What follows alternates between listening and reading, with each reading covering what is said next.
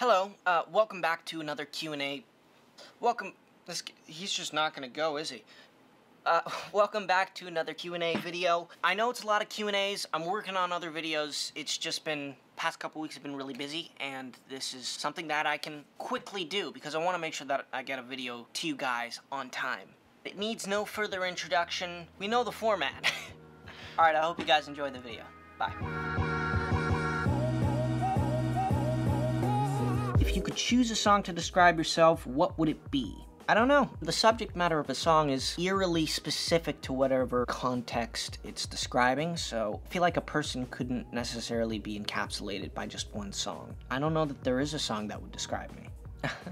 Okay, maybe Pharrell's Happy, because I'm always happy, and I don't know why. Like, something bad could be going on, and for whatever reason, my subconscious doesn't react accordingly. It's very rare that I get low. Most of the time, I'm very happy, so Pharrell's Happy.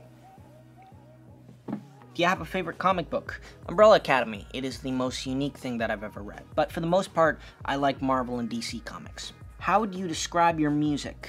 For the songwriting, the cleverness of John Mayer combined with the authenticity of Ed Sheeran and produced like Phineas and Charlie Puth. It's hard to say you're like this or you're like that. It's better to just listen to the music itself, but if I had to describe my music, I would say it's probably a mixture of those four. What's your biggest dream? That is a big question. I would say that universal happiness is probably something that would benefit the world immensely. In terms of just survival, I would like to see humanity become a lot smarter about how it lives on this planet. And I think we will be forced to do so as the environment gets harsher and harsher due to the fact that people keep destroying it. I'd say my biggest dream is for humanity to just get smarter. That's an oversimplistic way to look at the environmental crisis because it has so many different fronts, but burning the very ground underneath your feet is not a smart thing to do. What instruments do you play? Guitar, piano, I sing, produce, I engineer.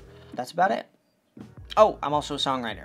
Why is the agricultural industry said to affect the environment the most? I read some articles about it, but I still want to know your answer. The figure that I most generally talk about is the fact that more than half of climate change is caused by the animal agricultural industry. And you get that figure by looking at the totality of what it takes for the animal agricultural industry to actually function. And when you look at the impacts of that, it outweighs everything else. That's what I'm generally referring to. A lot of big businesses don't necessarily want you to know that they are responsible for destroying your planet. There's a lot of counter information out there, but I would say be very careful with how you search things and look to credible sources for information. I've always wanted to try to eat a vegetarian diet, but it's difficult to change your diet. Any advice? One day at a time. I did Meatless Mondays for a few months or something, maybe a year, I don't remember. It was back in 2016, so it was a while ago. Start with one day a week. That's the simplest way that I've found to do it. Meatless Mondays. I know from experience that playing characters can affect you as well. Has playing 5 affected you in any way, bad or good? Opened your eyes a little more or anything like that? First off, wonderful question, very unique and creative. I would say that 5 has made me a bit more reserved. The older I get, the less chaotic I am. I don't know whether or not you guys can tell, but off screen I'm a lot sillier. The older I get, the less chaotic, the less silly I get. And that may be a product of age, it likely is. But it also may just be a product of playing 5 and adapting that reserved 58-year-old perspective. Basically, you're a lot more careful with what you say. And the older I get, the more control I have over my dialogue. So I guess playing 5 was like training wheels for that. Other than that, we're very different. He's an insane psychopath, murderous killer, time-traveling assassin, superhero, 58-year-old. So aside from the sort of reservedness and love of coffee, I'm glad that I'm not like him. I have a question for you. How do you prepare yourself psychologically and physically to perform in your scenes? You're an incredible actor. Love you so much. Thank you. Depends. If I'm doing something that's more reserved, it's just about being comfortable. If I'm doing something that's stressful for him, I'll consume caffeine. I'll be pacing back and forth in between takes and right before takes especially. I'll sprint into my mark, I'll hyperventilate slightly, and then over top of that is the actual performance of the dialogue. So that's how I would portray anxiety. I mean, there are many different shades of how a scene could be written, and they all require different preparation. Hey, sorry for the interruption. I want to talk to you guys about my new Patreon website. For those who don't know, Patreon is a platform that allows me to connect with my fans in a way that I couldn't before. My social media has now become too big, and I get thousands of DMs every day. So Patreon allows me to focus on the fans that really want a closer connection. And Patreon is a paid membership, thus it's not really for casual fans and followers. We have 3 levels of membership. The first level gets you exclusive content like photos, videos, and message boards. You also get access to content before it becomes public. So the first level also allows you to vote on what type of content you want to see. DM me to post comments on Patreon-only message boards. Instagram is now too big for me to keep track of, and so by becoming a patron, you enter the select group of people whose comments I can actually read. The second level, in addition to all of the benefits of level 1, gets you exclusive VIP access to YouTube live streams that only patrons can see. On these live streams, I'll be talking to fans, answering questions, and performing songs. The third level. The third level is something special.